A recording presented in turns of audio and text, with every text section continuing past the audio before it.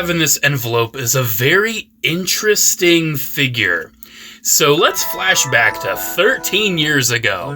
My good friend SithLord229 reviewed something from a toy company called Toy de Force. It was a third-party Star Wars figure.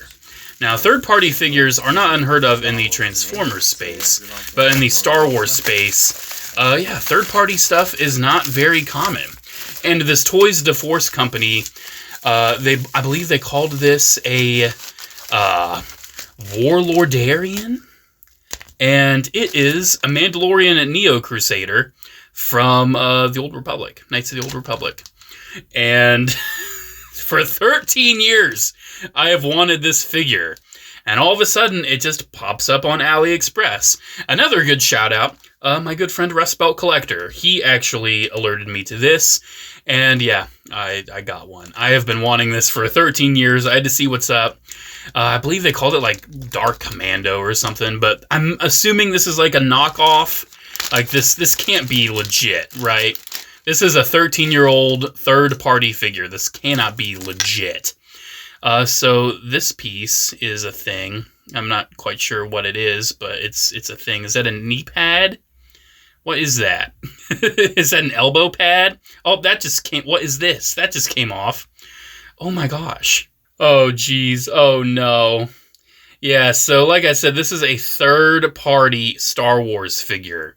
This is unofficial. This is not a Hasbro product. And I guess this is a knockoff of that third-party figure that has come out a good 13 years later.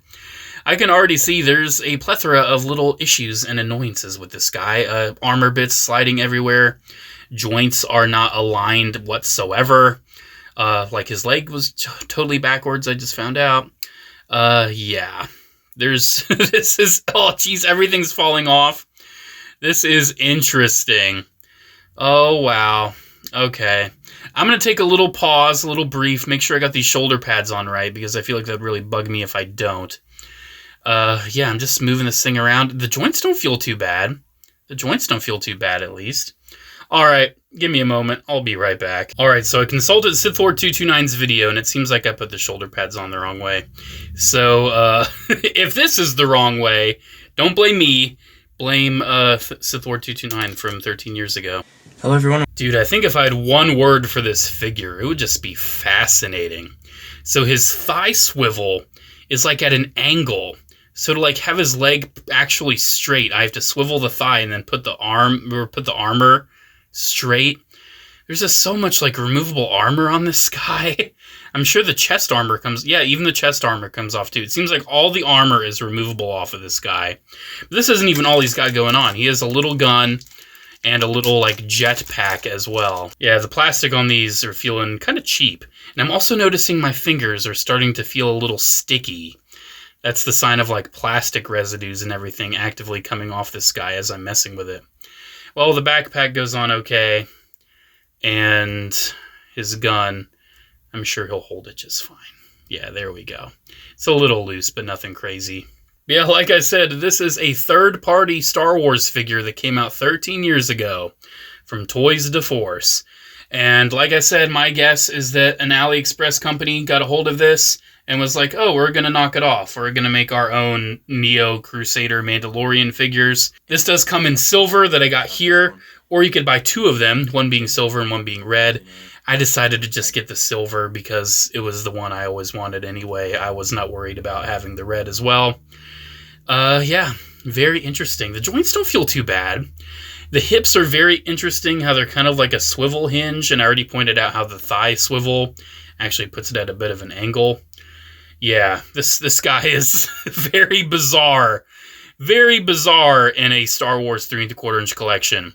Because one thing with Star Wars is that there is not a lot of third-party products. There is not. Because not a lot of people want to touch Lucasfilm, especially nowadays. People don't want to touch Disney. So, yeah, I'm pretty sure this came out like right before the Disney buyout. And that's probably why this thing didn't really last too much longer than that. It looks nice, though. Like, the silver paint's cool. The sculpt is nice. I think Toys de Force did a good job engineering it. Especially those hips. Those are honestly kind of nice the more I mess with them.